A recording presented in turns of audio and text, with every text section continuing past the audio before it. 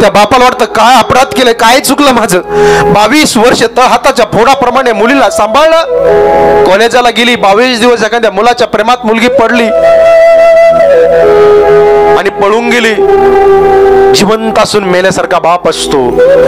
म्हणून या साबळे परिवाराच्या वतीने मी सगळ्यांना, या महाराष्ट्रभरातल्या सगळ्या लोकांना जाहीर आवाहन करतो युट्यूब चॅनलच्या माध्यमातून. माझ्या ताईंनो, माझ्या दिदींनो, तुम्हाला शाळेमध्ये जाता आलं तर जा, नाही तर जाऊ नका. कॉलेजाला जाता आलं जा, नाही तर जाऊ नका.